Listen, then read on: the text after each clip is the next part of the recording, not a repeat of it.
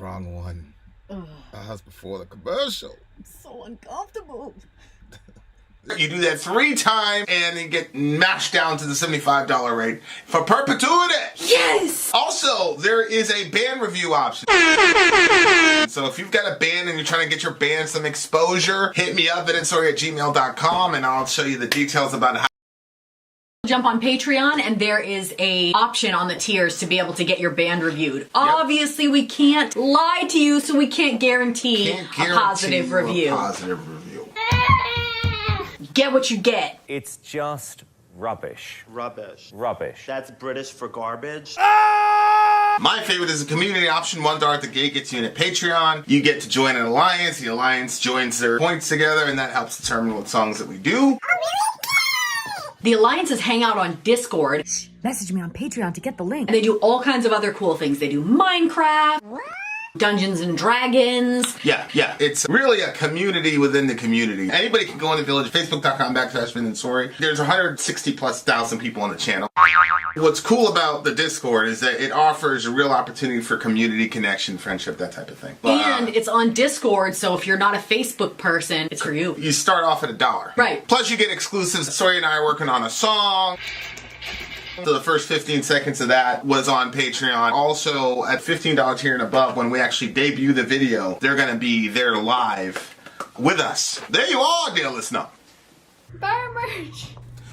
Buy our merch indeed, and y'all shall lead them. To buy our merch. Yes, dear listener, yes, dear listener, yes, dear listener. We are at the foothills of an alliance stream. Thank you to the patrons. Thank you to the patrons. Yes. Shout out to you guys wonderful. For joining us on Patreon. And as you guys know, the way that this works over here is, we appreciate our patrons by doing streams for them. And they get to choose the songs that we're going to listen to. Tonight, we're going to be hearing... Tonight. Yep, it's going to be an entire concert. Vin's going to be the vocalist. Yeah. And I'm going to be the drummer. To crucify the insincere tonight. We'll make things right. We'll feel it all tonight.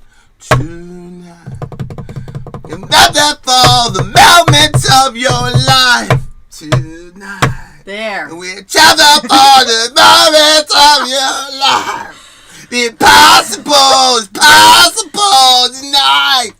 Tonight. Believe in me as I believe in you.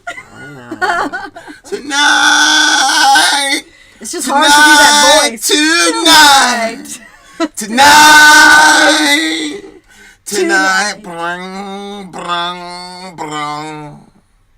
What do you rate it on a 1 to 10? That's a 1 to 10, nigga. We know you can't guarantee a positive review, but we know it's a 10. That's a 1 to 10, nigga. This is your Vinny out here singing this bitch. Gang. Karaoke for the crew. Vin could possibly replace Billy Corgan. That's right. See? That's right. I'll be Blackie Corbin in this bitch. Yeah, Neil understands. Blackie Corbin. Hey, everybody say Blackie Corbin. If you do, we'll catch you on the internet forever and tell everybody that you're an inveterate racist and ruin your career. All right, guys. Okay. And possibly some romantic relationships as well. All right, here we go. All right. What we have tonight is XU, which is the Extreme Underground. You got a black belt. He made a Dwayne, get rid of him. Yeah, kick him. He's getting too comfortable. Kick him for white supremacy. He's getting too comfortable. All right. What we have here is Extreme Underground, whose leader is Kellandros. Which is why he was telling you what to do. No. That's why I felt a little bold. Yeah. Okay. It's all becoming clear. Yes, okay. It's all becoming clear. All right. Diabolical Masquerade is the name of the band. The name of the song is the Eerie Obzidian. The Eerie Obsidian Circus. There. Let's see what they have to say. All right, this is what the group has to say. The conclusions to our Then and Now series, at least for 2024, and possibly forever, we had deadlocked tie for first place. The result is 4 epic black metal songs, including 1 live track and 1 unreleased demo track. The first 2 songs come to us from Prog Pro, with his then pick being Swedish symphonic black metal legend Diabolical Masquerade. This song comes to us from the final album Nightwork, released in 1998. As is often the case with some of the best black metal, this is the work of one man who happens to be a founding member of Bloodbath and Catatonia. Did I say that right? Catatonia. Mm-hmm. All right. You have the lyrics, Vincent. All right, song numero... Put on your headphones. Rock and roll hoochie coo. No, that was the other one. All right, here we go. The Eerie Obsidian Circus. Let's do it. Did we timestamp? I will when you let go. Out of my way, wretched human.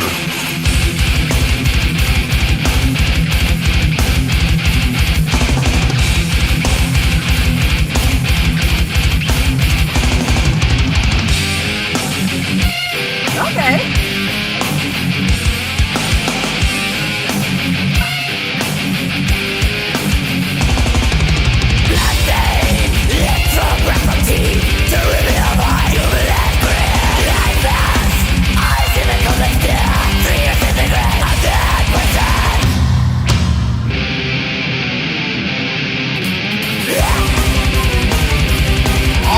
Okay.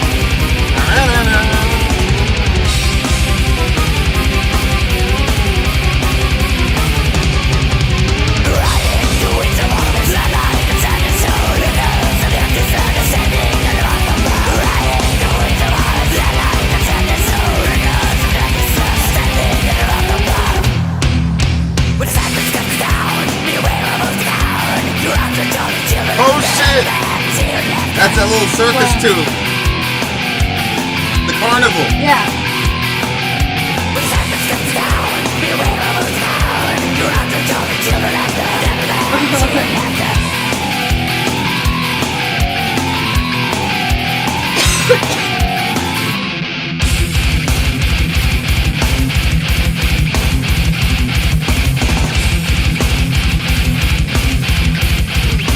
Yes, Pinky!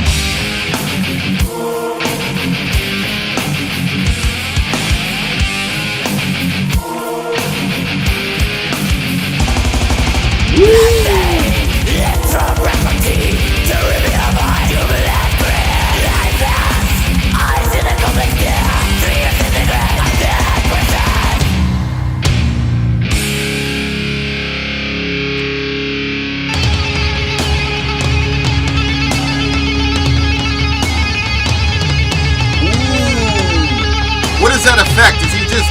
What is it? just cussing down? Oh, it sounds like a tough.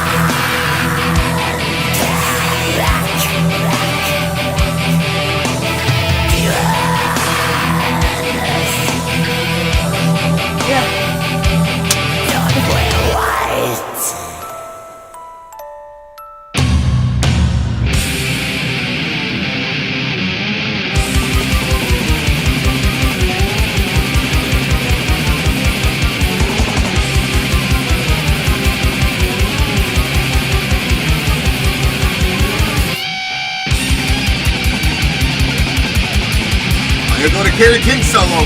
Here go to Kerry King solo.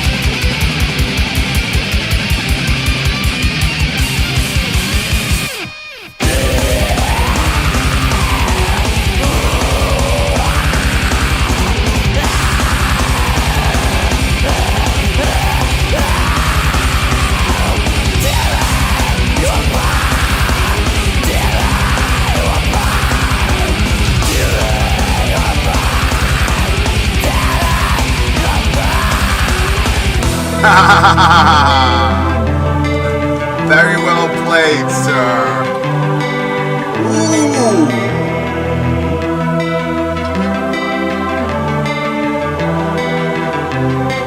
In nomine Patri, Filii, Spiritus Sanctus.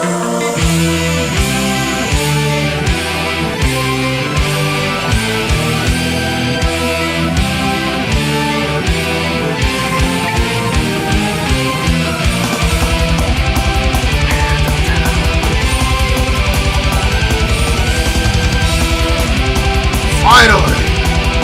Metal! I feel the power emerging into my person!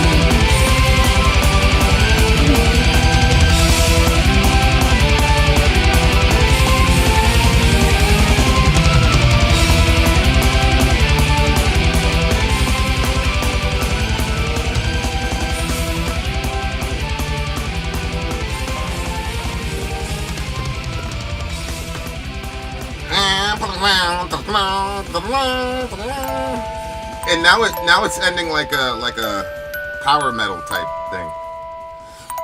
I was prepared not to like this band because of the guy's name. He's like a progressive or something. I was like, down thumb immediately. Immediately.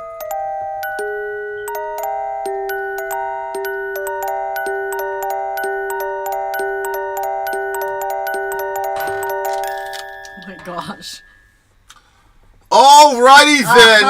Alrighty then. There was some interesting elements to this, like the part where it's going back and forth. We were like, "What is that?" Yeah. Yeah, and then, that was a crazy drill there. Yeah, and then like what Homeboy was the doing. addition of that like music box that was kind of eerie was also what, like at the end or? Well, it was partially. I think like 3/4 of the way through, it did it just a little bit, and then it did it again at the end. I actually used to have a little music box, and I would play it like at different speeds, and like it was weird because the same thing, if you played it at perfect speeds, it sounds great, and if you go slow, it sounds scary, and if you go fast, it sounds kind of crazy. So it was just funny to like try how the exact same notes played at different speeds make you feel different ways, but it's the same note. Yeah, that's one of the coolest things you learn about guitar when you really start playing, and then it helps you to be it helps you figure out what other people are doing when they're playing too. So it's pretty cool. I use it all the time, and it's a nice little trick because you're like, oh, that. No, like it's related because it's the same progression or the same notes, but it's different because of the pacing. Yeah, definitely. Like there's like a slow sound to it that definitely sounds like creepy. Something bad's about to happen. Definitely something like a little unnerving. Definitely an ominous. Ominous type feel. For real. And then they had like the circus sound added into there, but they didn't stretch it out through the whole thing. The song itself, did you say that it said it's something about progressive? Well, the guy who picked it, he had the name, he had the progressive, blasphemy in his name. So I was like, oh no, this is another one of these poor misguided progressive people, who thinks that the band is good when they're really not good. But this band was effing incredible. Oh my gosh. Were you surprised? It was incredible. I was very... change your name, bro. You shouldn't put, like, progressive in there. Everybody's going to think that you're, like, some fan of pretentious music and shit instead of really bangers like the one that you just suggested to us, for real. Oh! I'm saying this in love to you, my G. Okay? I wouldn't tell you if I didn't love you. Truth spoken in love. I wouldn't tell you this if I wouldn't love you, my guy. Huh? Were you surprised that it's just one guy that does all of it? No, because there's so many one-man bands out kind of like, well, we forgot about you. Yep. I'll help you drink that one. I have another one coming. Okay, is the coffee coming too? I'll ask for one. Okay, go ahead. So what was your take on it? What was going on with you? Well, when the song was happening? So I had a very interesting experience, which was our entire house got the flu, and so I felt like I was just laying in bed waiting for my last breath to hit me. Oh boy, here we go. Here come the drama. So the first thing that I listened to... Here go the drama, y'all. The first thing that I listened to when I rejoined the land of the living was a little clip from CISO that he sent for you. Shout out to my nigga And it was Cecil. really, it was like, I was like, yes, it sounded so good. And I don't know if it was because I've been They're like really one of stuck my underneath a rock They're one of my favorite bands right now. I'm not gonna lie to you. or stuck underneath my blankets. We are gonna go tour with them. We're gonna do a show with them. Watch. You just wait. We gonna open for them. Cecil, So- put me on a ticket, bitch. Yep. Maybe his girl can take our photos. Well, she takes their photos. She's the photographer. Yeah, she's a photographer. So yeah, this again, like listening to this song, like I still feel like I'm just like re-experiencing music after being sick. So I liked it. I was surprised because sometimes when it's a one man show, it kind of sounds to me like a one man show. This one didn't really. Like I thought it had a lot of unique elements to it that made it sound like it had more than just one mind working on it. Lyrically, I haven't like I didn't like really completely break down those lyrics. I paid attention to a little bit of it. Like when it started talking about the clown, because I added that short that has a squirrel holding the clown mask. So it reminded me of that. When the circus comes to town, beware of who's the clown. Drawn to jolly children's laughter, the devil man is here in the after. So it reminded me of that. You remember that documentary? We didn't actually listen to it or watch it, but it's... All I know is the guy is kind of dressed up like this crazy looking clown, and he like kidnapped a bunch of kids, or was Really? horrible to a bunch of kids. Like I don't know if they like went into his basement. There's like a bunch of kids or something. I don't know. I didn't watch it because it was about And he kids. was a clown? But yeah, he had his face like weird. Anyway, The only thing I've heard about clowns is that there was this girl that was complaining that there was a monster in her closet, oh no. and she said, you know, it comes out at night, all the rest of it. Mm-hmm. She kept complaining about it, and the dad did one of these, see, there's nothing here, and he opened the door, and there's this 55-year-old dude in a clown suit. What? In his daughter's, Did the man survive? yeah, he survived. Went to jail. I said, what?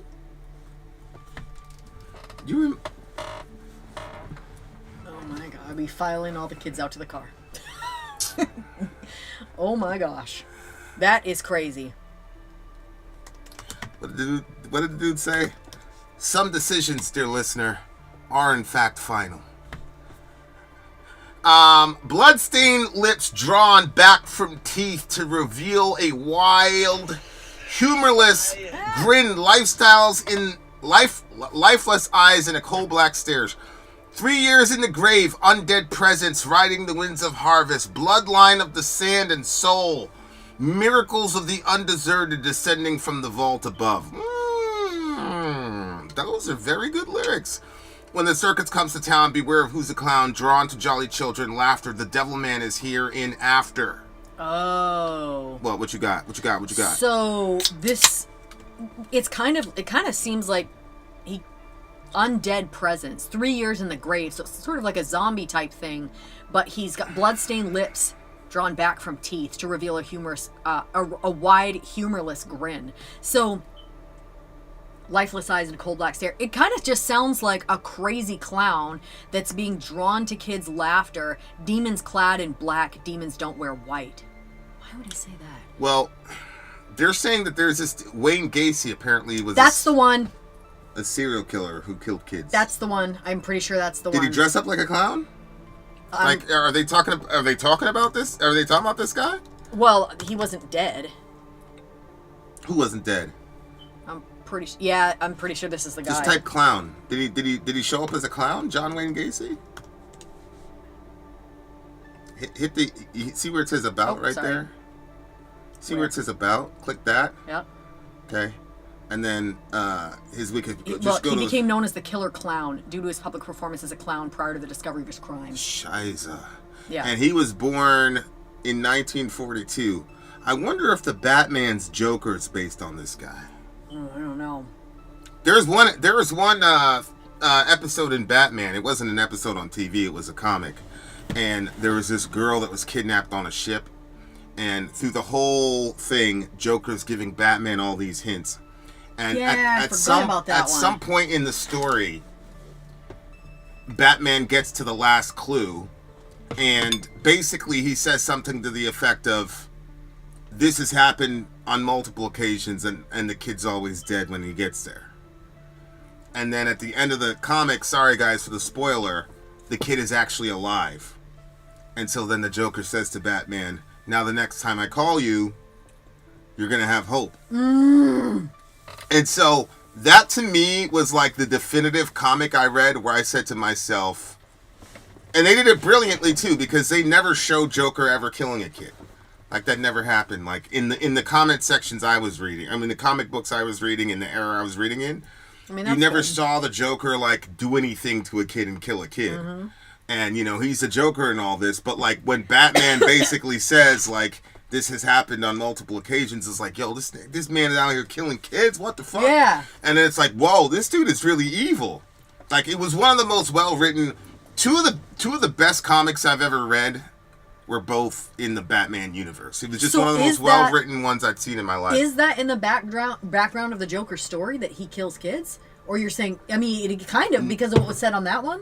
No, I mean, that's not something that you really associate with the Joker. Mm-hmm.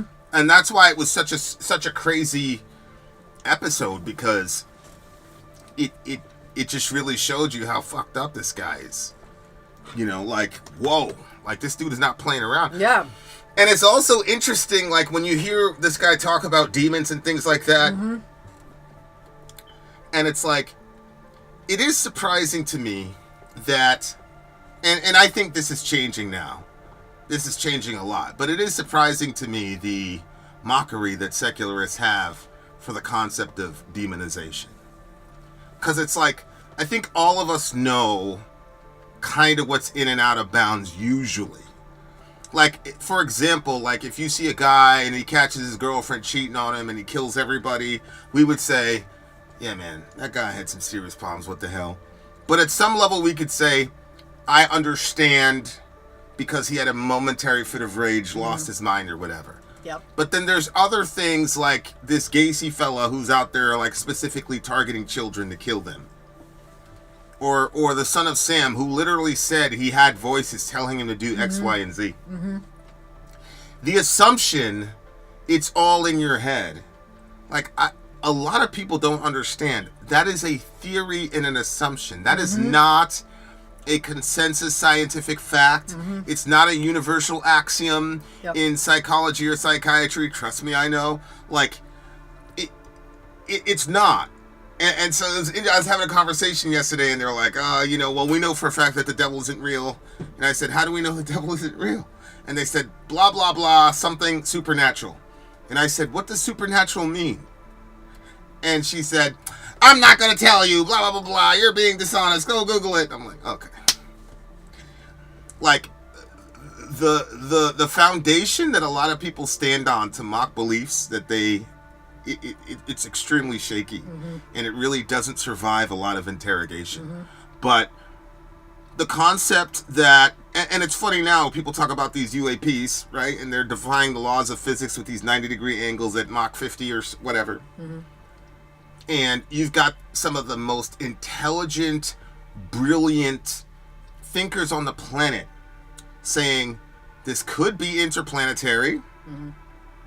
It could also be in our planet. We only know 5% of the ocean. Or it could be interdimensional. And then they start like going through a process of elimination and saying, okay, no matter how gangster these people, these beings are, it would take 500 whatever million light years to get from here to here. That's unlikely. Okay, and then you say to yourself, the extra dimensional component could explain why they're doing all these things that are violating Einsteinian physics even. And so it's like, interesting. Okay, so let's say very intelligent secular scientist person, if there are beings that we cannot see that accomplish feats in our world in a way that we can't, and almost every alien interaction, third kind contact case I've ever read or seen, they almost all universally say that the conversation is always telepathic. It's almost universal. Yep. They will say that the being had some sort of mouth or nose digits or whatever, but I don't think I've ever heard a situation where like the conversation was vocative. It was always telepathic. I'm like, okay, so you have beings that are obviously more intelligent, more strong than we are, obviously been around longer than we have, demonstrate technological prowess better than us, and can communicate without words. And then I asked the next question. Let's say that there's a faction of them that are really good. But let's say there's a faction of them that are really bad. So take that entity, not an alien, not a demon, just a being that occupies, dimensions 5 through 50 or whatever, right? If that being is malevolent and that being has a means of phasing between dimensions, and that being has the ability to communicate telepathically, what would be the functional difference between a hostile NHI, what they call non-human intelligence now? I mean, these are terms that have been, this is on the floor of the United States Senate. Yep. Okay? Go watch David Grush, all the rest of it. They literally the term NHI. Okay. So you have, what would be the functional difference between a demon saying things to you to fuck with you psychologically to throw yourself off a mountain or drown your child, or an interdimensional being who had hostile intentions toward human beings that have physical ramifications in the world that can communicate telepathically? Yeah. What's the difference? And so, like, that's why people like Jacques Vallée and the rest of them are speculating that what we call fairies, elves, gnomes, all these magical creatures are not really magical creatures. There are beings from those dimensions, and these beings have been around for whatever reason much longer than we've been around, and so they've mastered things that we are just now grasping, right? So it's just a very fascinating conversation. In every NDD that I can recall, the speaking was telepathic. Also correct. It's just we don't need, like, and I know this is happening because, unlike everybody else, like, we have time to listen to hours and hours and hours of, and like the scientific community right now, man, like it's the most exciting thing in the world. There's a lot going on with There's a lot going on. It's really, and it's interesting also seeing how these secularists who are now abandoning physicalism, we saw that a couple days ago when the guy said, Hoffman, if you're right, then how do we explain apparent design to creationists? Yeah. And he said, I need it to be true. Yeah. And I said, Allahu Akbar. Like, and it was funny because Hoffman was never answering the guy's question directly, because the answer is, you don't have shit to say to young earth creationists if the simulation hypothesis is true, and it's more likely true than false. And the guy was getting genuinely emotional. His face changed color. You saw it. He's like, I need it to be true. I'm like, subhanallah. That's how much this guy hates God, is he needs it to be true to have some... Okay.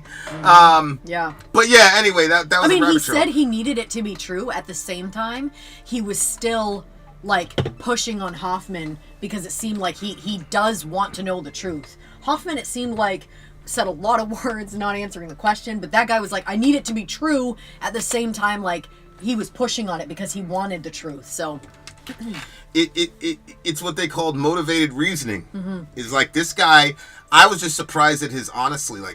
He was very aware of himself and aware that his current paradigm and his current ethics are all contingent on how to answer the, quote, apparent design question.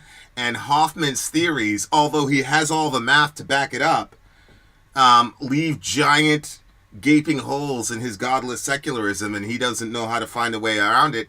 And it's funny because you could tell that Hoffman didn't really care. Like, you didn't care about this guy's crisis. He was just like, look, I have the math. Get out of here. It's very, very interesting. Yeah. I'm going to kind of take a left-hand turn here and go back to the Caged on the Inside. After this this program, I'm going to do a thing called the Fireside where I just hang out and talk. If you had a near-death experience, holy smoke, I want to hear about it. Okay, continue. So kind of just take a little left-hand turn here and talk about the clown concept. And there's like lots of people that are fearful of clowns. And I think that obviously, like, you know, the guy that we just talked about, Wayne, what's his name? Wayne Gacy. Yeah. People like him kind of give people like this sort of fear of clowns. But I also wonder if, so for instance, if, you know, like people, we put on a face, like everybody almost has like, there's the part of you that's like internal and inside of you.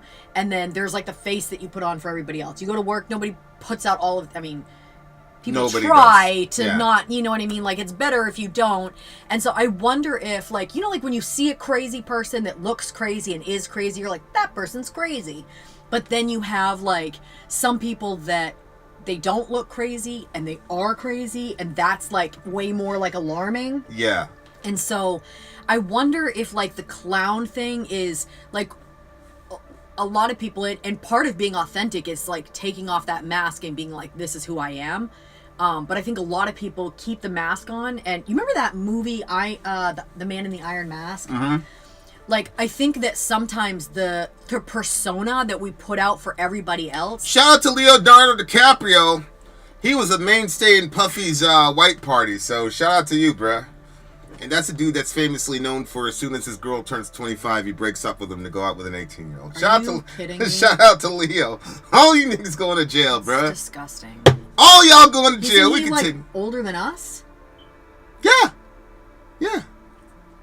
Dude, well, come on. We were in school. We were watching, you know, him sink to the bottom of the ocean.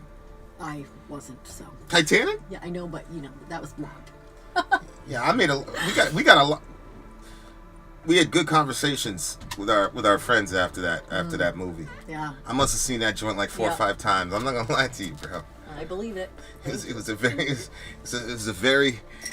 historically. That movie was breaking records at the time. I understand. Hey, that's why I never really spoke out against Leo. My nigga, you did me a solid, bro. I appreciate you. I don't appreciate you. I wish you didn't have those memories. All right. Anyway, so like the separation of, like, you know, you've got maybe like the clown with like the smile on his face where he could be really sinister, and like we put on a mask that is like the way that we act that hides who we are. But the clown is like wearing a mask over his face. So even more like degrees of separation from like, who is this person really? And how sinister are they really? See what I'm saying? Yeah, and I wonder if there isn't some sort of collective consciousness that recognizes that we're under a curse, and that if you're in a static state of smiling, Yeah. that disjointed, Yeah. you know, reaction to reality somehow triggers some sort of eerie fear response, you know, because like that's a real device that got used in not Us but Get Out, where the black people, it was like this perpetual smile, and like the most horrifying part in the movie was when the maid was basically talking about like how she loved being there and all the rest. She just kept smiling and all. Like, it's horrifying. So I'm like, what is it about putting that mask on, whether it's a clown, and you could tell like movie studios understand that, like the Stepford Wife thing, and there are a lot of like Twilight Zone episodes where like you could tell where the freaky shit was going to happen because there was somebody smiling all the time.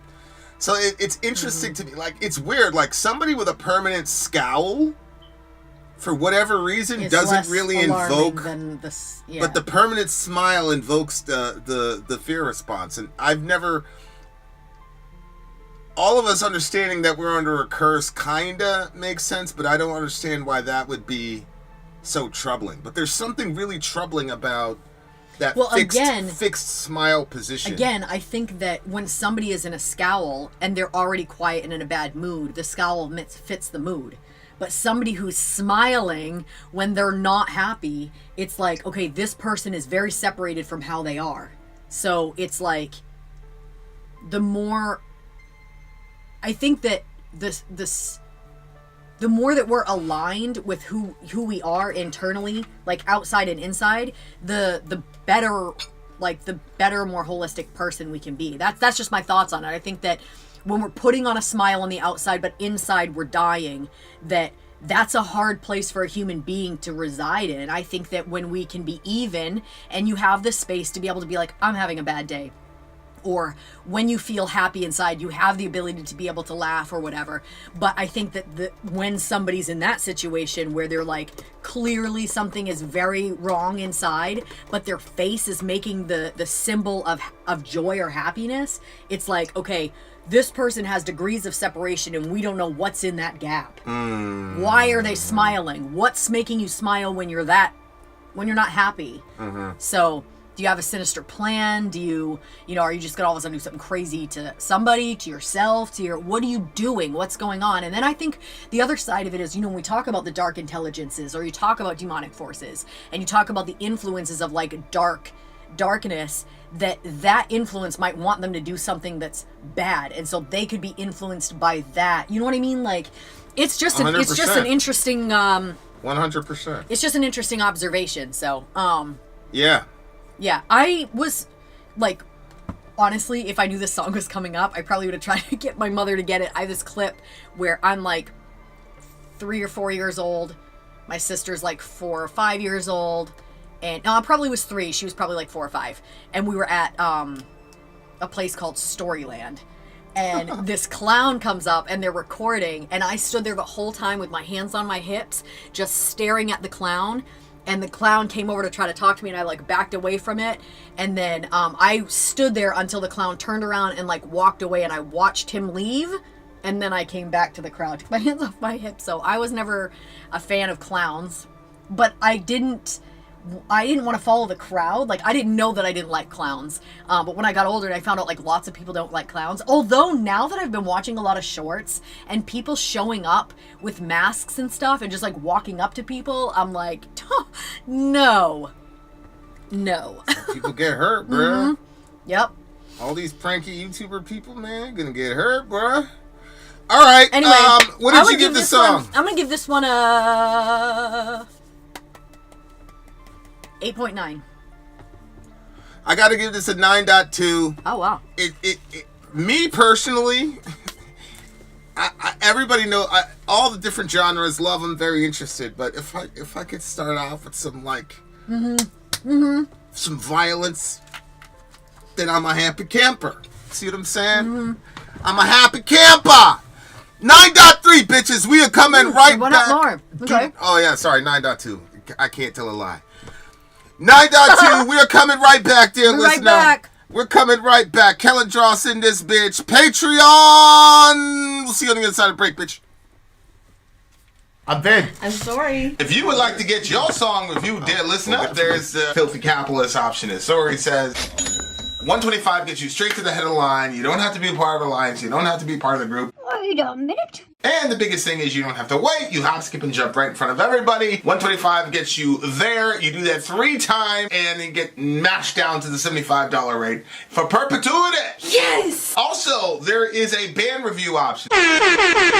So if you've got a band and you're trying to get your band some exposure, hit me up at instory@gmail.com, and I'll show you the details about how to pull that off. You can also jump on Patreon, and there is a option on the tiers to be able to get your band reviewed. Obviously, we can't lie to you, so we can't guarantee a positive review.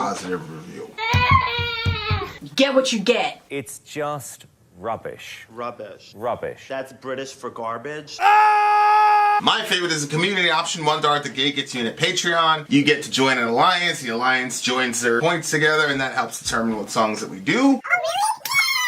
The alliances hang out on Discord.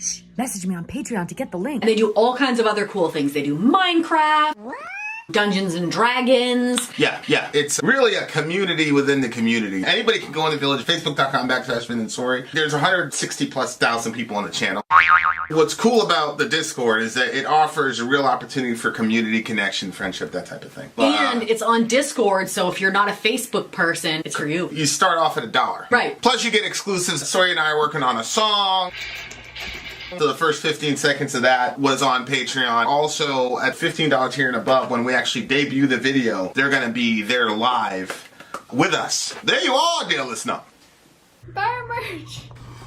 Buy our merch, indeed, a child shall lead them. To buy our merch. Yes, dear listener, yes, dear listener, yes, dear listener. We are in the midst of a wonderful, wonderful stream. Let's go. What's the next song? It's a Patreon stream, you guys. Up next is Spectral Wound. Aristocratic Suicidal Black Metal. Wow, okay. This is the now. All right? Aristocratic? Go up. Did I read that right? Is that the name of the song? Aristocratic Suicidal Black Metal. Okay, continue. The second of You have the lyrics to that? Yeah. See, the prog guy again. Yep. All right, continue. Okay. Let me send these lyrics to you. I should send them to you on the commercial. Yeah. All right. Timestamp is 43. Just do 44. Just do 44. Straight. Okay. All right. The second of Prog Pro's 2 picks. This is the now pick, and it comes from Quebec-based black metal band Spectral Wound. This is off the most recent album, which came out in 2024, Songs of Blood and Mire. You've previously reacted to Frigid and Spellbound by Spectral Wound, which you guys enjoyed. All right. So we'll see if we still like them now. Who's making such a claim that we enjoyed it? I'm not sure if that's... I'm assuming it's Prog Pro, but it could be Kellendross saying that. All right. Good morning. Good morning. Man, that shit should have took off, man. Don't try anything. We know what happened. All right, guys, here we go. Aristocratic Suicidal Black Metal. Let's check it out right now.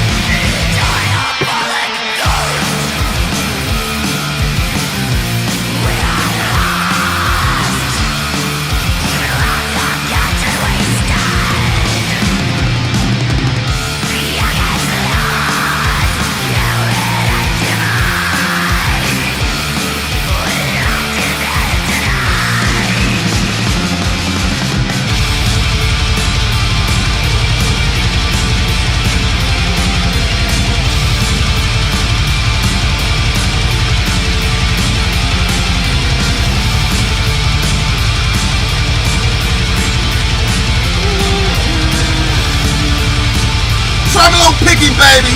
Best thing in metal.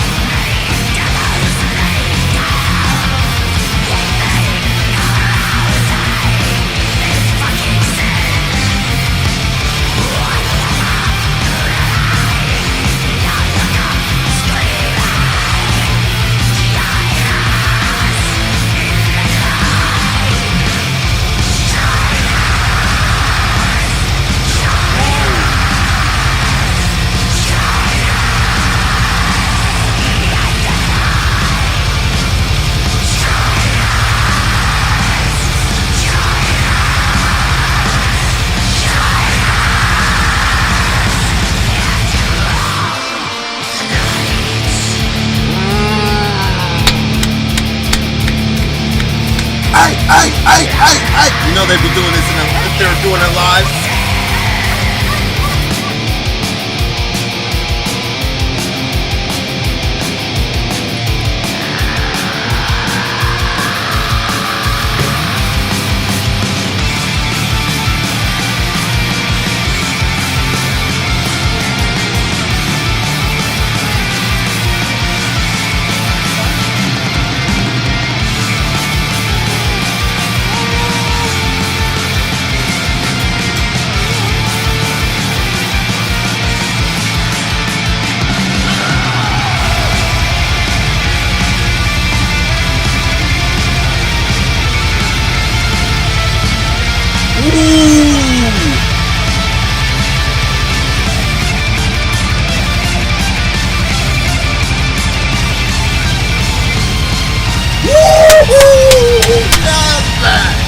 Yes, Pinky! Oh my God! I'm sorry! Stop! I missed it!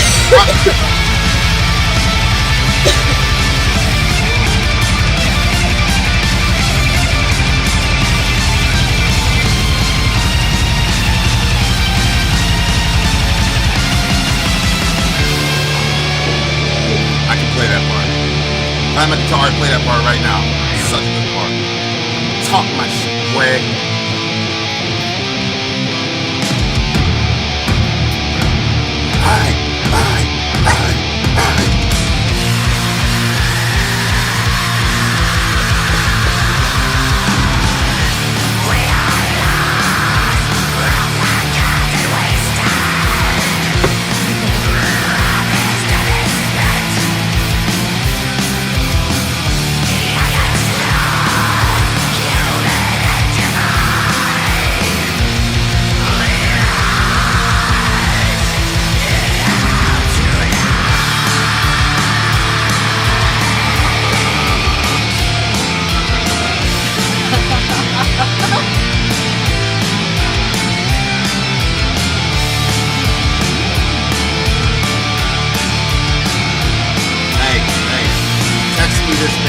Text me this song.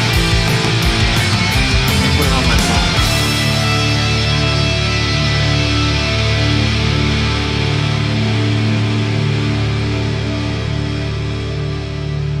Who suggested this? Prog Pro. Who suggested this? Prog Pro. Okay. You publish the points. Give Prog Pro a point.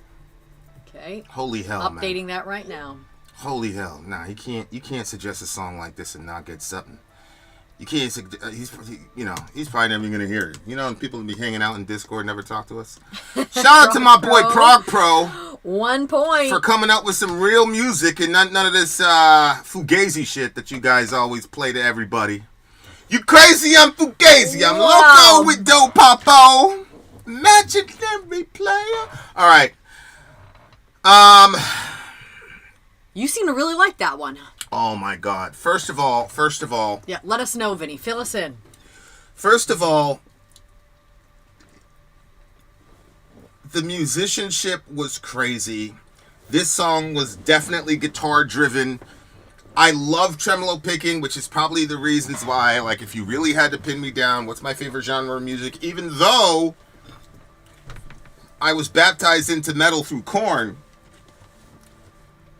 But my favorite song from Korn is "Got the Life," which is really a tremolo. It's a song that features a tremolo,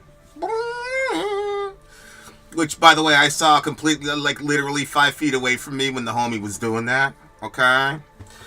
You should have seen his eyes when he was at that. But the tremolo is just it's to me it just creates so much room for textures and beauty and subtlety that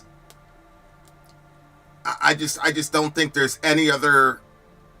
It's just the perfect combination of instrument, genre, and really equipment and technology as well. It's just a good tremolo progression with a good rhythm section. Like, nothing can beat it. You know, you got to have the rhythm section too, which is why, like, I play a lot of crazy tremolo shit, but you don't understand because there's no drums behind it.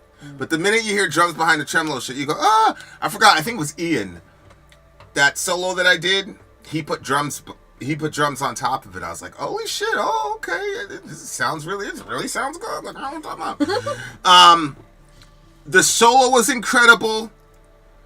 I always do that, try to go between highs and lows in the scale. I mean, it was just completely, it was an amazing experience music-wise, start to finish. And it even got the laser beams? Yeah, I got the laser and beams. And a rewind. And a rewind, yeah. And it's gonna end up in my playlist. I'll probably listen to it tonight, inshallah. An elegy of the void, seething with the venom and clamor of an ever-emptying world, music for the poisoned, the futile, the debauched and the profane, the blooming of a flower of corruption, torn by ellipses. I really, really, really, really enjoyed that song sonically. All right, what do you got, as far as you reacted, you reacted to the part over here. Yeah, the first part I reacted to heavily was honor, glory scorned, grace by sin adorned, resplendent in diabolical thirst. I saw below many devils, many damned, leaping, carousing in fucking sin. One looked up grinning, all looked up screaming, join us in decline. That whole segment there to me was crazy. Why? Well, first of all, this is not a Christian band, I don't believe. But this is almost confessional to a degree. We are lost, profligate, and wasted. Against laws human and divine. I was frequenting one of these. I went to one of these atheist boards and I said, "Hey, does anybody do debates anymore?" And they said, "No, we're not going to do any debates." Blah blah blah blah blah blah. And I was like, "Okay." And then somebody, of course, inevitably, somebody said something like, "Do you torture your children by telling them that they were born in sin?" And I said, "I can't believe this always happens to me." I was like, "I didn't even mention anything about original sin." But he was like, and I'm like, man. I said, "Do you have any kids?" "No." I said, "All right. Well, I've had 7 of them niggas, bro." Mm-hmm. Trust me, the doctrine's real. I would believe it when we're not. But like, I love we're lost, profligate, and wasted. And then we're living in fucking sin. Mm-hmm. And if you want to join us, you are participating in your own decline. That's what the song is saying. Mm-hmm. It's like, okay. Like, to me, admitting that you have that problem is the only way to get out. But, like, I don't understand the logic. The logic is everybody's born pure with a completely clean slate. And the reason they do evil shit, like steal, the reason little Charlie steals Legos is because he was societally conditioned to steal the Legos. That's what we're saying. Like, we've got a 2-year-old right now. That boy... Man, he's making up things that nobody else has done. Yeah, you can tell he sits there and he does the calculation like, yeah, this is going to get me in timeout. However, it would be really fun to see what happens when you take a box of cereal that was bought just yesterday. 2 boxes. And dump it on the ground. And he's making those Nobody showed him to do that. You know what I'm saying? Except for his own nasty-ass mind. God help him to repent. God help that boy to repent. That boy. Well, you know what, though? The other thing, too, is... if you've had children and you have this doctrine, you see the relief on their face when you tell them that. Because they don't understand why they keep doing the things that they're doing. Because even though they know it's wrong to hit, they still find themselves hitting when they get angry. Or they find themselves throwing something. Or they tell a lie when it's time to talk about something. Or they don't respect boundaries. Or, stuff like that. You see it when, one of our kids was like, I want to stop doing this, but I can't stop myself. And what you're supposed to say is, yes, you can, little nigga. It was you just were born perfect. You corrected perfect, yourself. And you're just particularly bad. Unlike your brother here, who maintained his perfection. What? The fuck? But when you tell them like you were born like that, like there's something inside of you that wants to do the wrong thing, that wants to. I saw like the relief on his face, and it's still in Daddy. It's still in Daddy, and it's still in Mommy. I said, Daddy does stuff that's bad, Mommy does stuff that's bad, Yeah. and he looked at me and goes, "Well, what do you do that's bad?" Well, Wait, shut the fuck up. Let me just start with what Daddy does bad. I first. too have stolen Legos. Yeah, I mean, who was it? I said, Reza, how come you don't listen to your brother when he gives you boundaries? Because Orion doesn't activate immediately. He'll tell like 2 or 3 times. I'm like, were you violating your brother's boundaries? And he goes, yes. I said, haven't we talked about this before? He said, yes, we have. Yes, we have. I said, why the fuck do you keep doing it? He goes, don't say curses. I said, okay, but why do you keep doing it? He said, because I'm bad. And he looked at me like, what are you going to do? I'm bad. There's nothing you can do about it. And I said, okay, do you want to continue to be bad to your brother? And he was like, no, I shouldn't. And I said, I know you shouldn't, nigga, but that's not what I asked you. I said, do you want to continue to be bad to your brother? He goes, I probably do.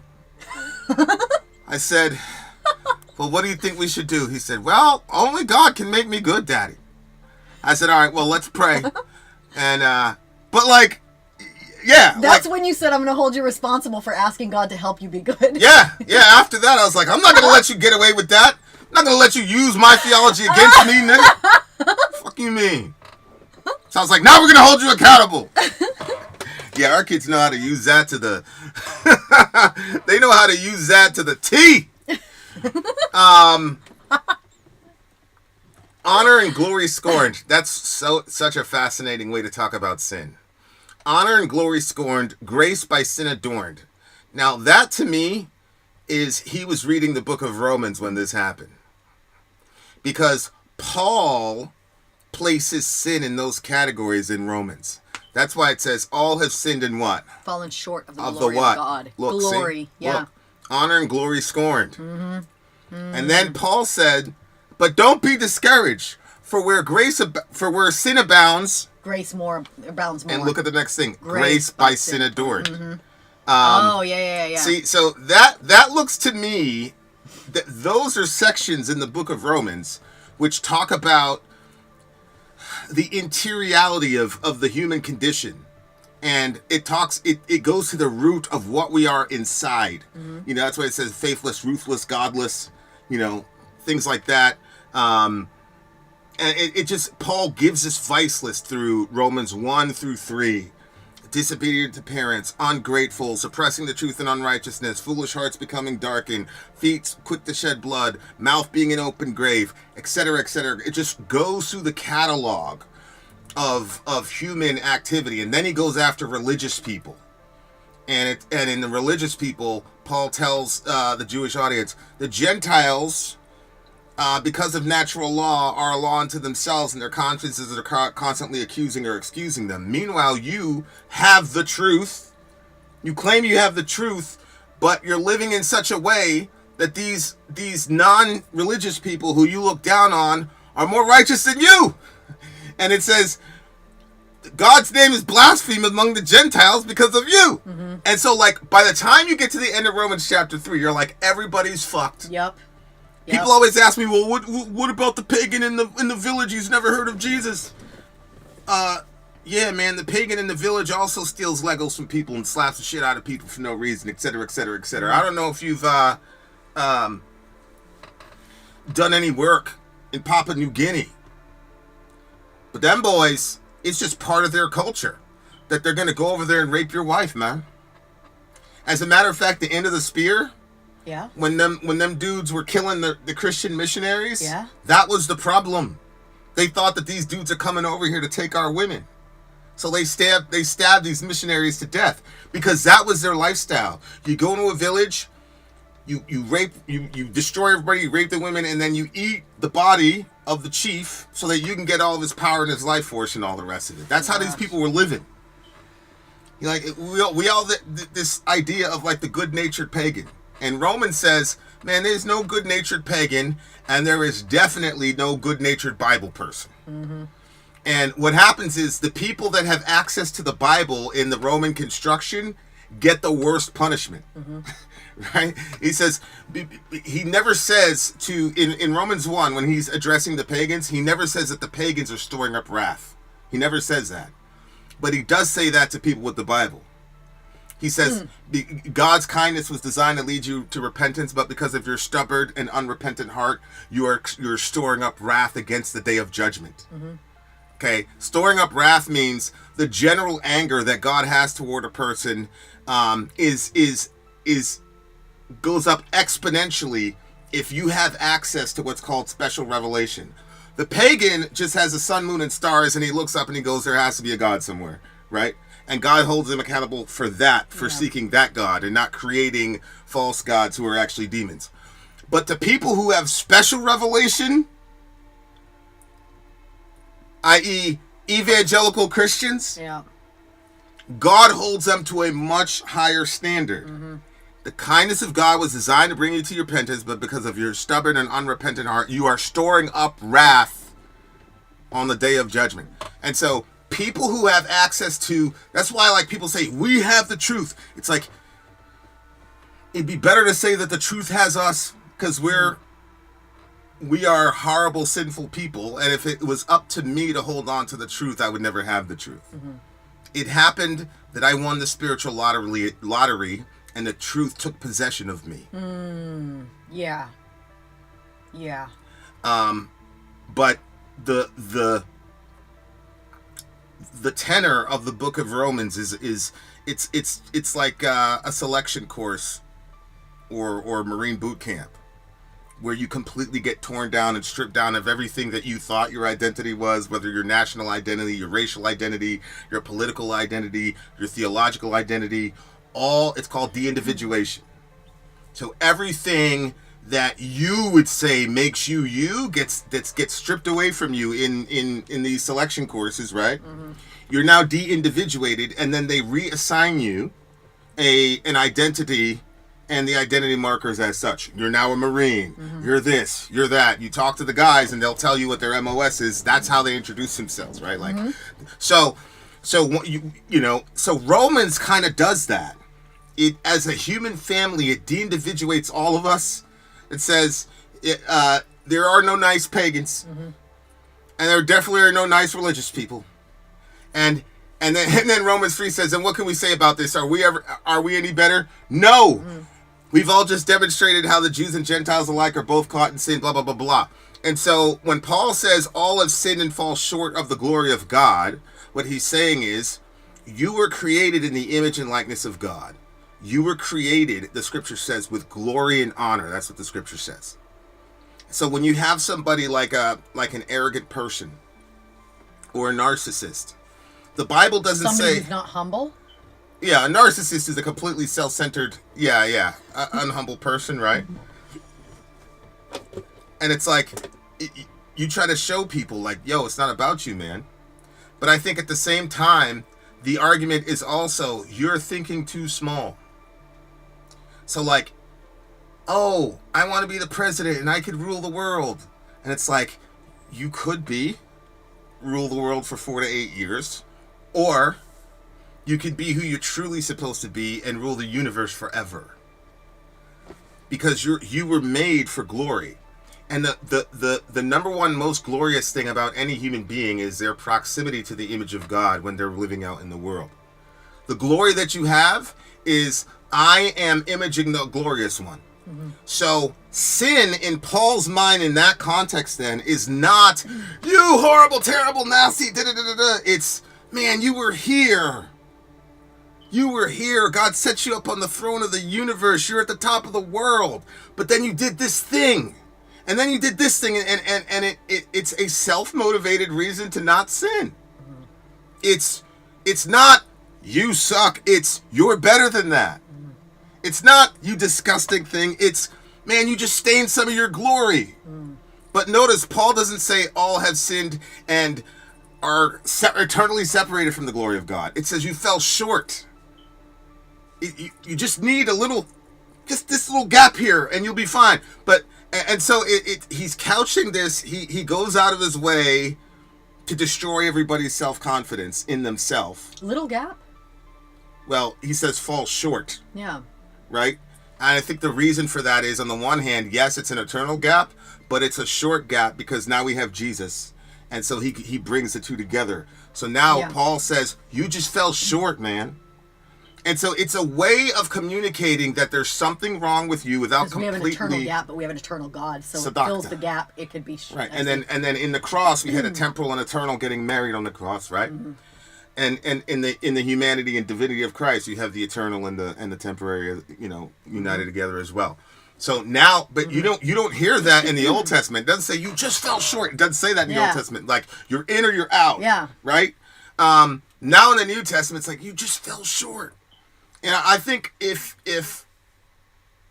we, I don't want to say balanced, but I think that kind of messaging, obviously including me, that kind of messaging. I think now there's a lot of Christians that would say, you're being soft, you're trying to blah, blah, blah, blah, blah. Yeah. You know what I'm saying? And Paul said, where sin abounds, grace abounds all the more. Yeah. So, and then people accuse Paul of preaching too much grace to people. So like, it's really fascinating because Paul gets this horrible reputation, blah, blah, blah, blah, blah. But Paul was sitting there and thinking, how can I tell these people that they cannot save themselves without completely and totally destroying their identity and their humanity? And it's clear that he was struggling with that through Romans, and he did a damn good job at it.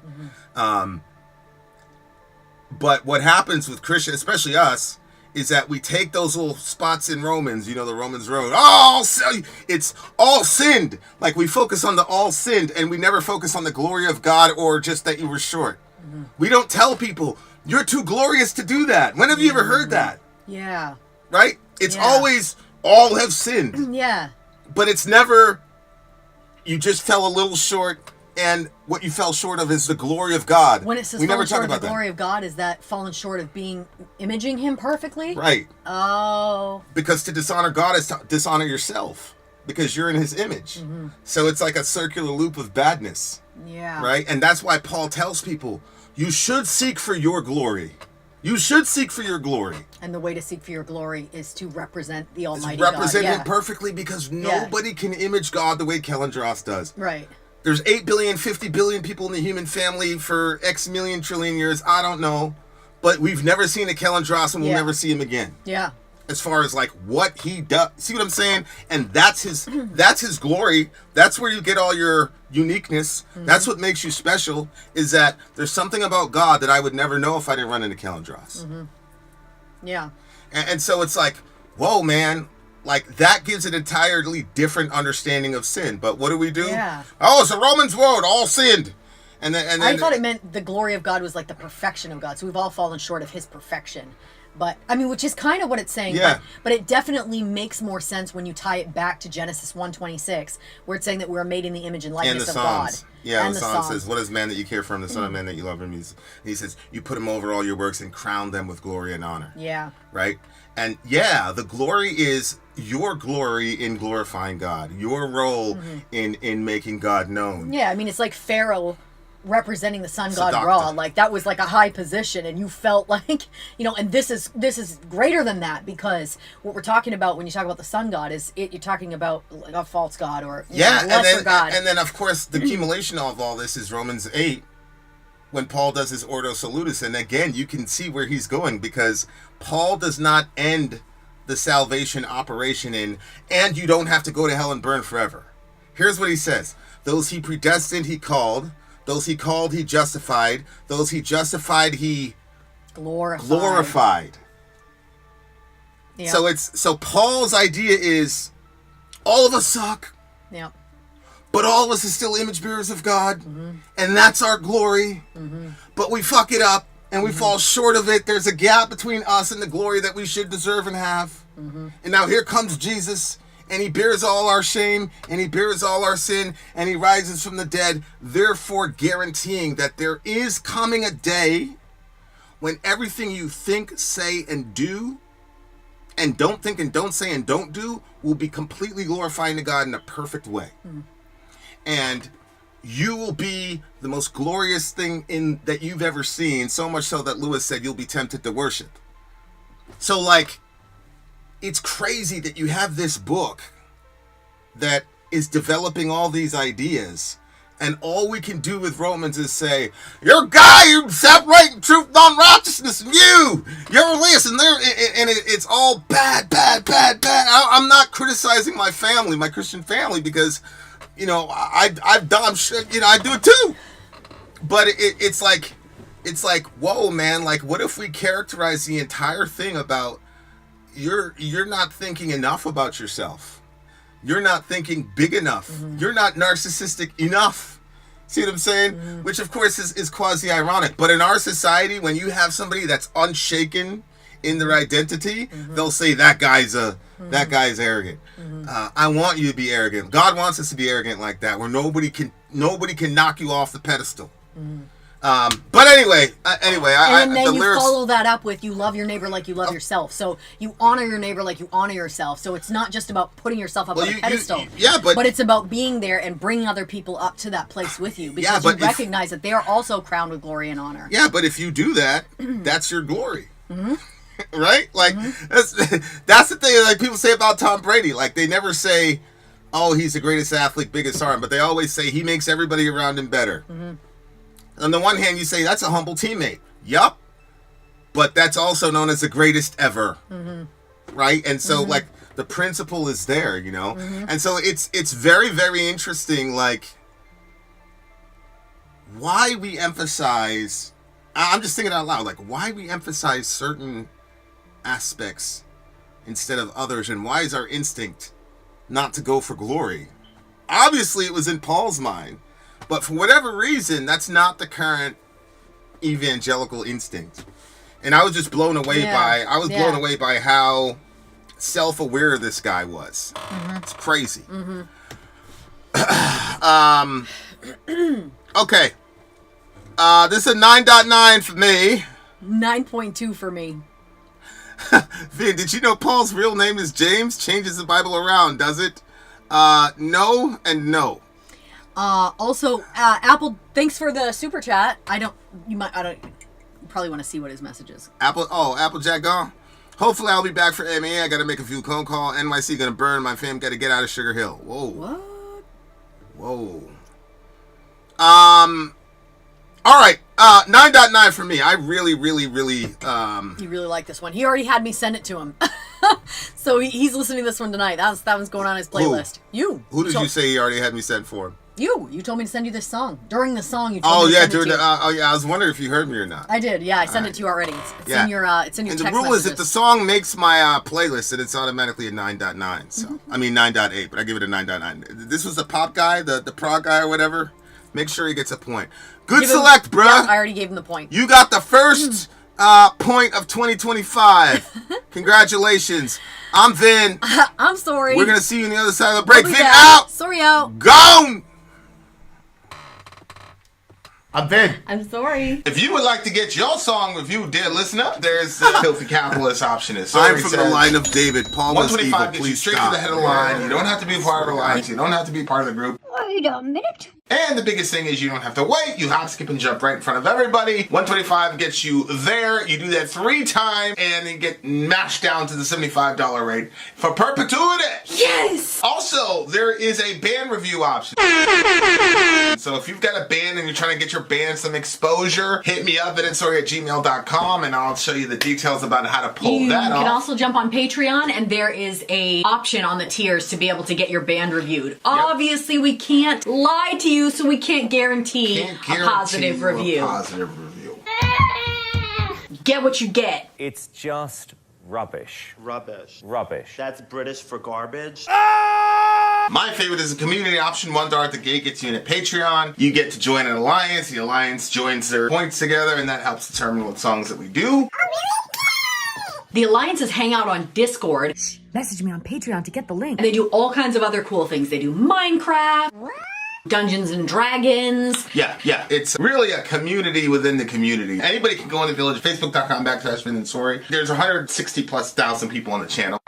What's cool about the Discord is that it offers a real opportunity for community connection, friendship, that type of thing. And it's on Discord, so if you're not a Facebook person, it's for you. You start off at $1. Right. Plus you get exclusives. Sori and I are working on a song.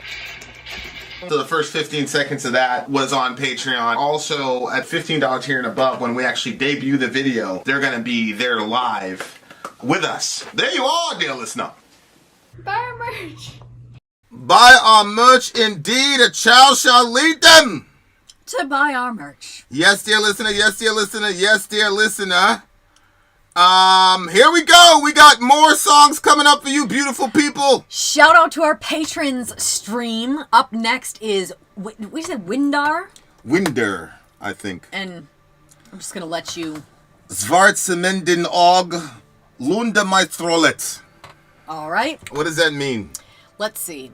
The next two songs, says Kellandros, were my two picks, and I wanted to do something different. Live picks aren't too common for black metal, but this particular performance, was unique because it was Windor's final show and their final statement as a band. This whole show was a celebration of a lead singer, Valfar's life after his tragic death. Oh. Some of the songs at this show, not this one, were actually sung live by Valfar's brother. Oh my gosh. Several members of Windir would go on from Vrid and carry on some of the band's legacy. This song was written and composed entirely by Valfar as at the time when this song was released. Windir was a one-man project. The following album, Valfar would bring on a full band. Oh, okay. So at the time of this, was it a one-man show or... The following album would bring on a full band. Okay, so this one didn't have a full band. This is a one-man show when this one's playing. I just want you to just clarify so I know I understood that correctly. Okay, so this is English translated lyrics. The original language is Norwegian. And the blacksmith and the troll of Lundamar is the name of the song. You struggled through that shit, my boy. I really did, like, so much. I feel like that my mouth is partially frozen, but it's not. Dwayne is saying it's pronounced winder like binder. I don't think so. I think if we pronounce it that way, people will mock us. Yeah, I feel like the W is supposed to be a V. Mm-hmm.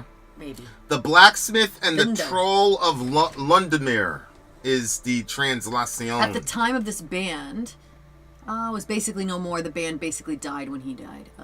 This was a final farewell. Yeah, show. and his brother does the vocals. Yeah, see, that's the real tough part. Like, I'm hearing people say that about Linkin Park. They got a girl to replace Chester, and she's not Chester. I mean, Chester was legitimately... You gotta retire some things. Chester was legitimately probably the best vocalist out of the nu metal era. You know? Yeah, he was really good. I just think with some bands, it's, you know... Yeah. I hate to say it, but... Yep. Oh, thanks, all right. Ben. So let's do 122. Okay. Windermere, let's go.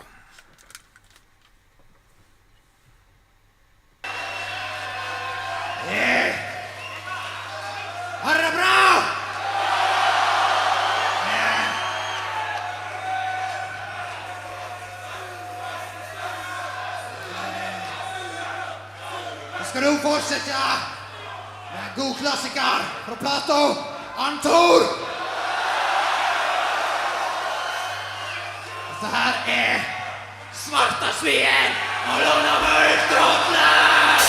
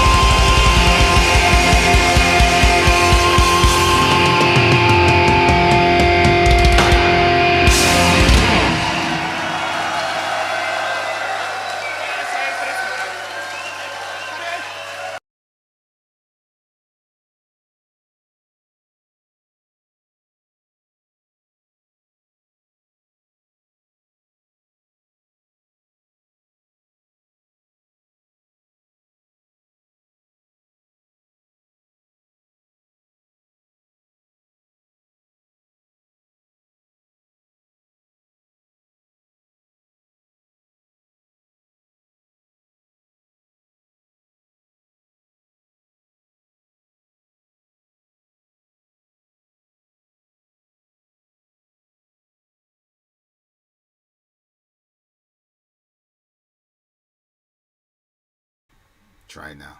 We good now? Can you hear us? They can hear you.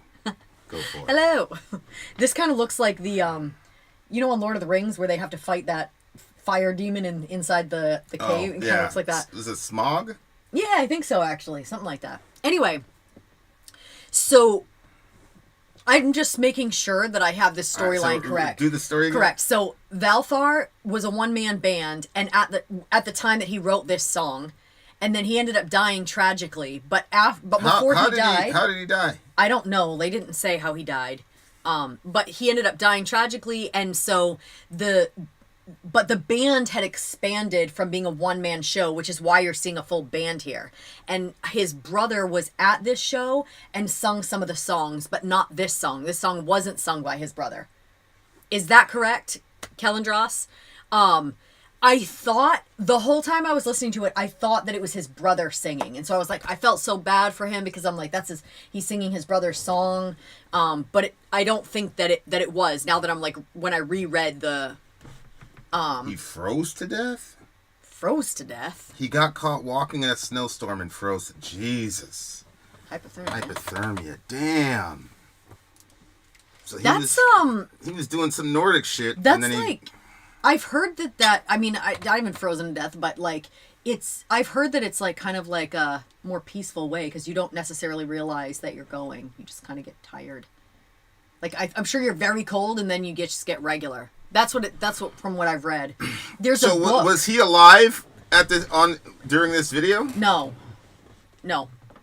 His brother was performing at the show, but it wasn't in this song, to my understanding. Kellandros, is that correct? Yes. This was an early Windir song. Okay.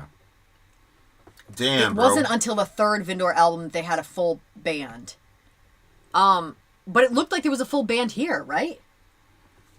He's controller's saying it's not uncommon in Norway. Really? I mean, I could see that because it's like you feel you're acclimated to the weather. You know what I'm saying? Because you've been in the cold so much that you know. Well, do people do a lot of walking over there? I mean, yeah, I think they do. Probably. I could see it happening because, like, you know, you become okay with the discomfort because you know, that's the area you're in. Mm-hmm. And, you know, we don't realize that the discomfort is there to get us to change our behavior. Yeah.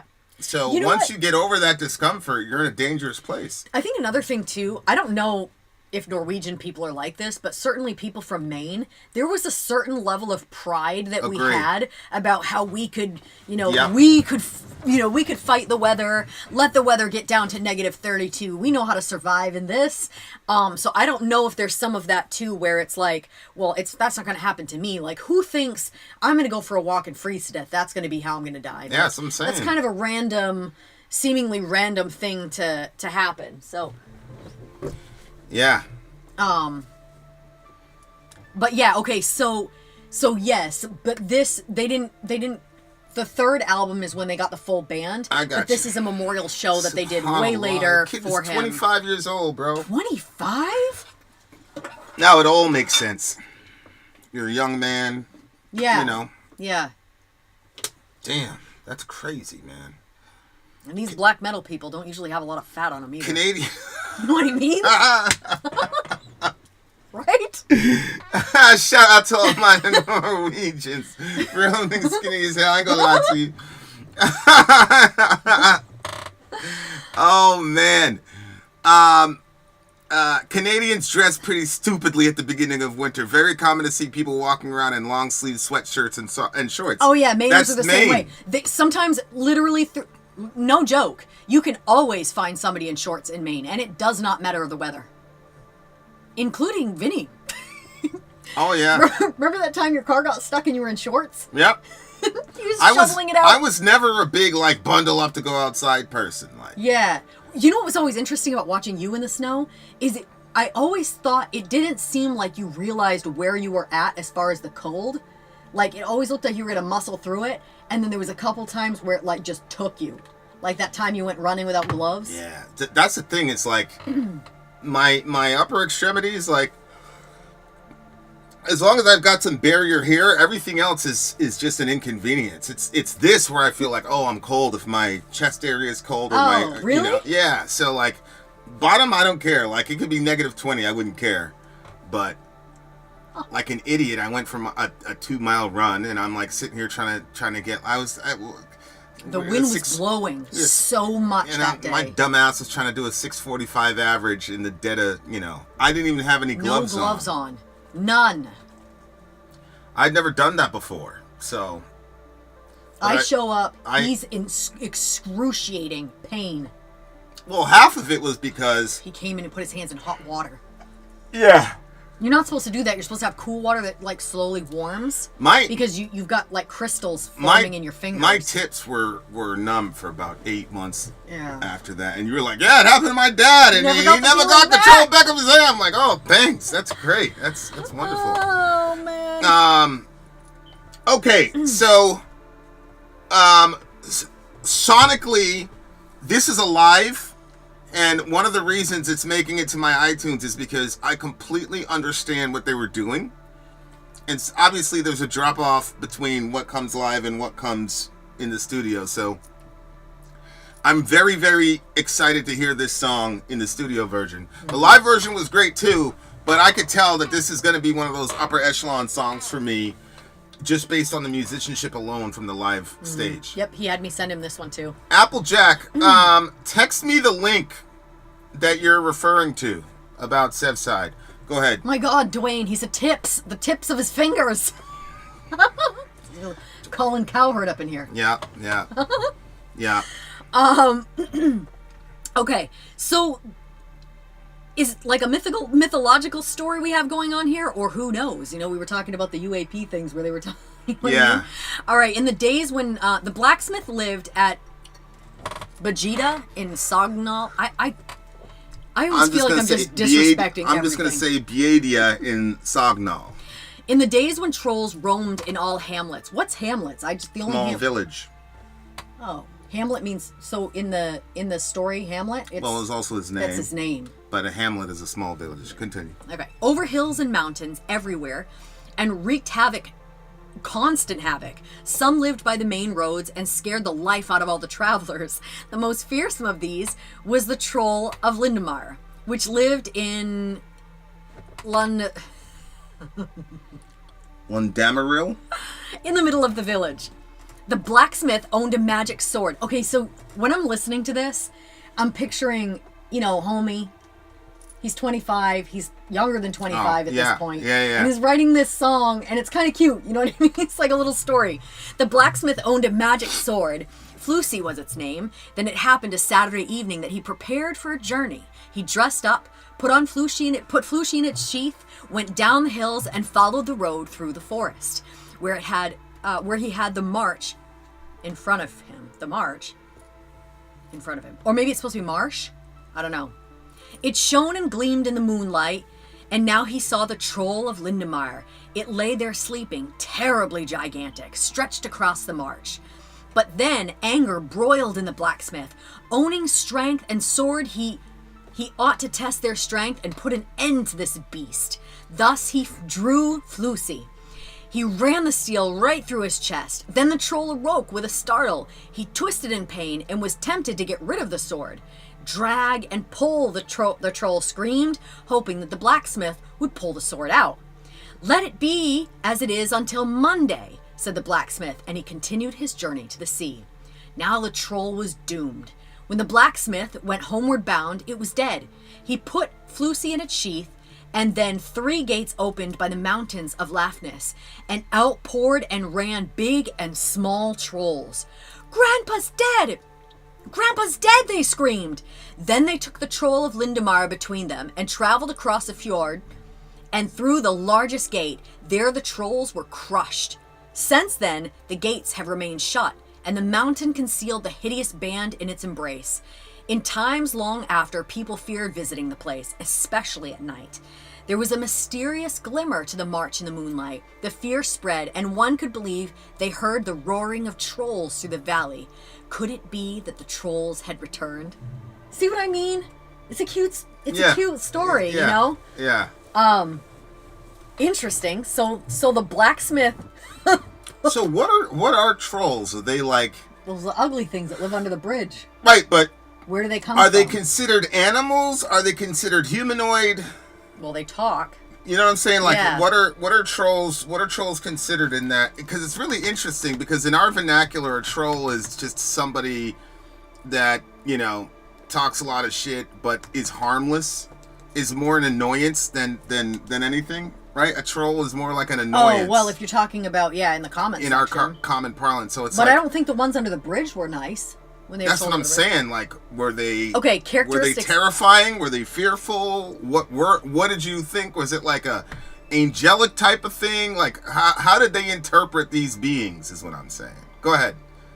Cultural significance, modern depictions, behavior, connection to nature. You interested in any of these topics about the Finnish trolls? Well, I'm really just asking, what are they? Like, is it considered a demon? Is it considered a human? Is it considered an animal? Or is troll its own ontology in the... Yeah, I don't know. Like, I first remember hearing about trolls when they were like, remember those little ones? The ones with the jewel in with the belly jewel in and the belly, yeah. Oh my gosh, I always I can't wanted to believe you touch let the your hair. parents- I Ooh, can't we believe- weren't allowed to. No Oh, way. yeah, but yeah. it seemed like everybody's house I went to always had one, and like I was so tempted, no joke, to touch the hair. But we were always told like you're not supposed to stroke the hair, and you're not supposed to touch that diamond in the belly. Yeah. And they were saying like people would rub that, and then it would like make wishes or something. Witchcraft and all Yeah. the rest of it, yeah. I always believed pretty much anything my mom said. I did too. Like my parents, if they said it, But I'm like, okay. I actually first saw one of those trolls at the Christian school I was going to, Kennebunk Christian Academy. Really? Yeah, we used to drive by George Bush's house on the way to school. But anyway, like, I first saw it there, and so that's when they were starting to get popular. And, they always had the one with the green hair. That was like the most common one, the one with the green hair. But anyway, I feel like I saw the pink one a lot. I was like, yo, Mom, I Oh, want to get because these trolls. I was hanging out with Then- girls. Well, then they had the commercial. I was like, yo, Mom, check it out. She's like, this is from the devil and Satan. I didn't say that. And that was like one of the first times that I was like, Is it though? I don't make no damn sense. Really? Yeah, I was like, that don't make no sense. I went to Junior, I'm like, yo, Junior, man, Mom said that the troll was demonic, bro. He was like, what? I was like, yeah, nigga. She said demonic, nigga. What'd he say? He's like, nah, I don't. He's like, it's gay, but it's not demonic. Because he knew I liked the trolls. He's like, I'll get you one for your birthday. I'm like, forget it. Forget it. I don't want one. Mine's demonic, nigga. Yeah, he's like, well, they're gay, but they're not. I'm like, man. I'm not joking. To this day, when I see one of those little trolls like randomly around in like some secondhand toy shop, I always touch the hair. Yeah. I can't help it. Yeah. You're a grown ass woman. What you doing? It's like, You just lose a lot of your childhood. Like, there's a lot of like cultural. I'm gonna vent Yeah, for go ahead. There was a couple cultural give moments. him the mic. Yeah, Give no, him listen.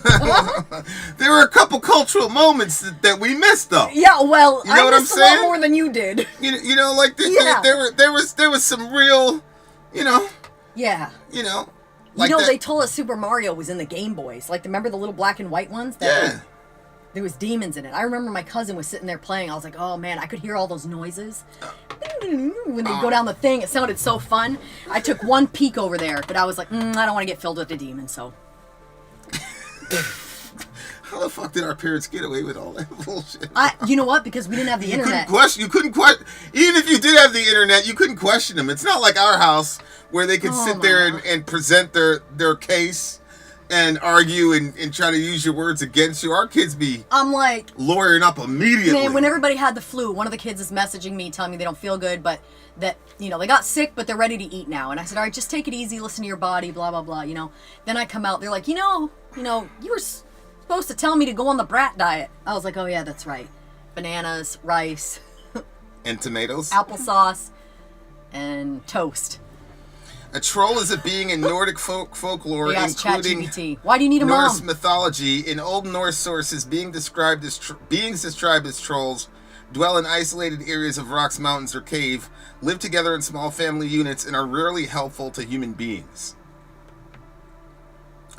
We were listening to, we just got done listening to Windir. Welcome back. Welcome back, my black metal brother. We're going to do exactly what we did last night after this show. Yeah, the troll thing is interesting to me because I am, right now where I'm at, almost every mythological creature, what people call mythological creatures, to me, are in play. And a lot of that has to do with, obviously, the scientific stuff and things like that, but it's just where we've been swimming in the last 6 months, like the things that we listen to every single night, as well as, I mean, no bullshit, things we've seen recently. Facts. That I go, yeah, I'm glad, though, that we listened to all those things and we were both kind of creating our theology on the fly together to include those kinds of phenomenologies in a rational way. Yeah. Where a Western person would feel comfortable defining rationality. And then... You're so nuanced, yeah. You see what I'm saying? Then, you know what I mean? So to me, it's like, okay, how much of this is what we just dismiss as mythology, etc. Yeah.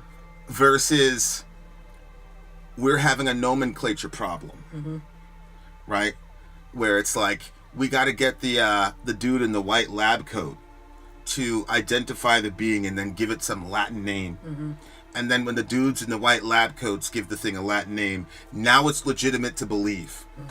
But until the dudes in the white lab coats don't do it, then we're just gonna say it's mythology.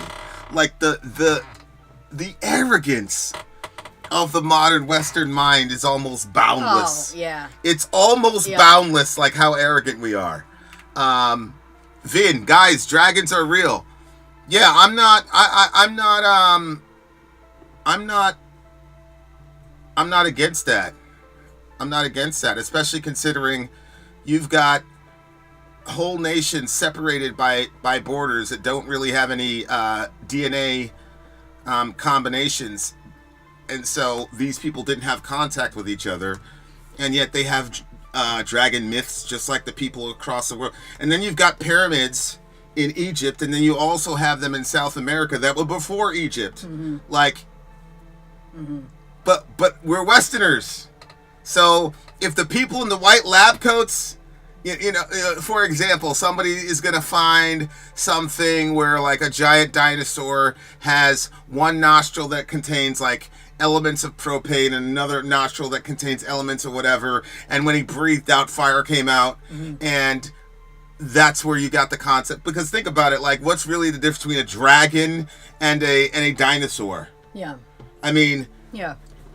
Is it really that crazy? When we think about what a pterodactyl was and all, like, it's crazy.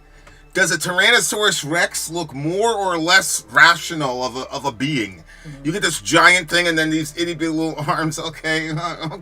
But like, prior to the discovery of dinosaurs, if somebody would have called it like, you know, what do you call that? Big lizard or whatever. I forgot there's a big, you know, there's King Kong versus Godzilla. Godzilla, yeah. Godzilla, it's just a big... So, like, that's the thing to me. It's like...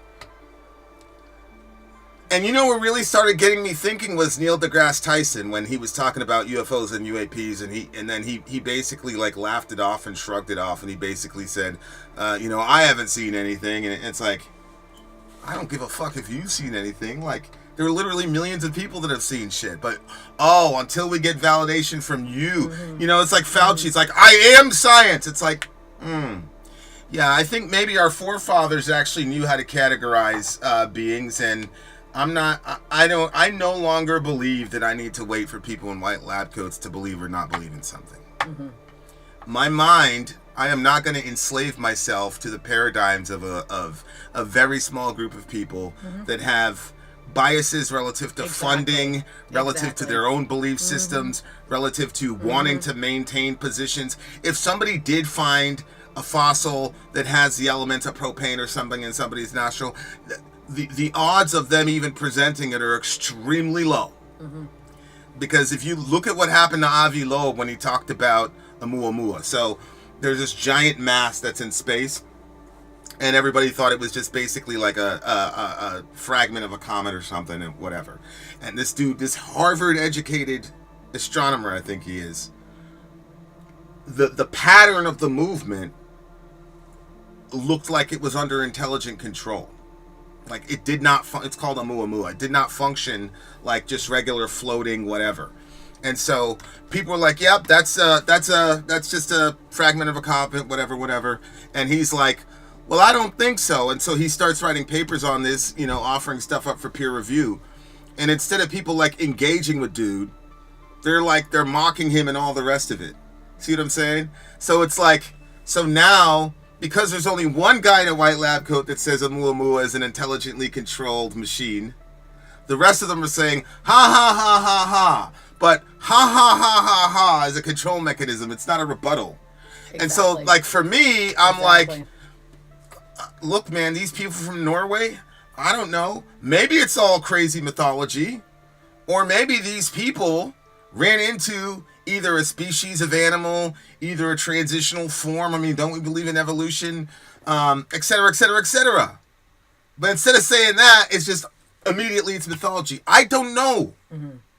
I don't know. Mm-hmm. You know what I'm saying? And like, I also think like it's foolhardy to wait for the people in the white lab coats to give you permission to believe in stuff.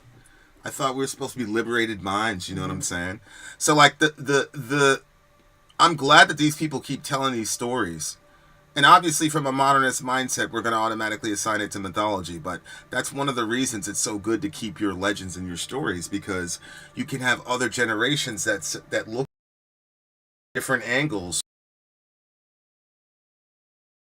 The advancements that we have made in the scientific endeavor. So if we looked at mythology, spirituality, and science as three legs of a stool, where you would not be able to have a stability without those three working in concert with each other, that's kind of my worldview right now. Mm-hmm. Whereas before, obviously, as a Western person, you isolate or you exalt the cognitive aspect of the human being, as if that part of the human being has not been affected either by either sin or entropy, however you want to define it. You see what I'm saying? Yeah. So I don't know. Yeah. I don't know. I think that Kel is saying it in a cleaner way. This is why it's never good to just dismiss it as being nonsense. Mythology doesn't necessarily mean it never happened. Correct. And I also think that it's really funny with like Christians, like a lot of the shit that we believe people think is mythological, but then when we go into other people's cultures, like we point and laugh at it. It's like, what the fuck? What? Your God gave us a talking donkey. Oh. Mm-hmm. Well, he did. Yeah. And the Bible itself defines that as madness, which is really interesting. But but we grew up in a Christian context, so all the shit is real for us. Mm-hmm. And it's like, what do you mean you don't believe it? What do you mean you don't believe a giant fish, swallowed Jonah or whatever? Mm-hmm. See what I'm saying? Yeah. But then, like, we go to other people's cultures, we're like, oh, you know what I'm saying? Like, oh, the trolls, huh? Yeah. It's like, what? Yeah. Really? Yeah. I mean, I could get to trolls just from natural selection. We can get to trolls easily from natural selection. I don't know how you get a talking donkey out of natural selection. You see what I'm saying? Yeah, no, I hear what you're saying, yeah. Yeah. So anyway, I thought I'm glad that they kept that aspect. I don't have a lot of commentary on it other than to say, now I'm at the point where it's like even doubly important for me for these people to hold on to their traditions and shit like that, because I think there's gonna be an intellectual tradition that goes back into reading not only about these quote mythological creatures, but also reading about how these people interacted with them. Oh, yeah. Right? Yeah. Because it would provide explanatory power if we could combine that with our current understandings of science and things like that. That would give us such a sort of advancement into contextualizing for modern and postmodern people what we're talking about and what we're all seeing together as a human family. If we could stop with the chronological snobbery. These people didn't have iPhones, so of course they thought and they believed in dumb shit that, you know, like, we're not more intelligent than these people. I hope you understand that. And still don't understand how to make a pyramid. Yeah, and it's how they made the pyramid. Yeah. So I mean, we like can't the even song. make a deck without it sinking into the ground after a couple years. Like, It's a dock. but here's a pyramid still there. Yeah. Still. Yeah. So yeah, this one's a silent count for me actually, because I don't know, there was something about his story and like the story of his life, and then him dying so young, and like the tragic. I hear what you say about tragic death, because I don't know, freezing to death, it kind of has like a lonely sort of, you know, feel to it, like. And then black metal people kind of already have like a sadness about them, so it just like the story is kind of sad to me. And then like hearing his story, like, again, I don't know if this story, like maybe in Finland when they're reading this, maybe this has like some like real cultural markers in it, and like the troll is something to be feared, and like they feel like this is, when I read it, and even you could hear in the tone that I read it, it was almost like a children's story. Like one of those, Kai sent you like a Kavalas type the of Kavala, situation. yeah, like that sort of a situation. But I don't know if that is actually how it is, but the way that I experienced it is he was writing like a story, and it came across like a childlike story that maybe it has its roots in their culture. So that was also like kind of like anytime that men do something that is like, okay, like the way you were engaging Seneca today, and when you were talking to him on the bed, just like that just is so cute to me, like when like men kind of like talk with kids and stuff, and this to me came across as like almost like a child's story, and he was 25 or 24 or 23 when he wrote it, so that just made the whole thing. No doubt he grew up hearing that stuff. Like the whole thing just was like, I don't know, so it's a silent count for me. I definitely thought he did a good, you know, they did good, and I liked that they loved him to do a memorial thing for him and stuff, in his honor. I thought that was really cool. So, yeah. So, you know, shout out to the homie. I hope he found his peace. You know, we have beliefs, but at the same time, like, I don't know what happens in someone's last moments, you know? Jesus Christ could have met him right there where he was, you know, and maybe he had the warmest sleep he ever had. I don't know. So, what's your beat on it? Yeah, I mean, I consciously shut down that aspect of the review, thing. Yeah. But yeah, it's a 9.3 for me. It's a good song. Much love and respect to the freaking Norwegians. All right, guys, we got one more song for you. We're going right into it. All right, let me just get that timestamp. All right. Oh, before we get out of this thing here, it is worth mentioning that Valfar didn't really consider the band black metal because he didn't really like the actions of some of the people in that scene. I assume stuff like Emperor or Mayhem, burning down churches, maybe some racial stuff too, etc. Okay. Yeah, he just, I don't know. All right, guys. The next song is from. First, let's do the timestamp. To do 201. Okay. Oh, I did 202. I would do. Well, you can do 202. That's fine. Leave it. Okay, so this is "It's Me," a moonlit walk through eternity. It's a demo. This is their demo. All right. So that last song was the song they were worried about, or was this song the song they were worried about? No, that's another stream. Oh, okay.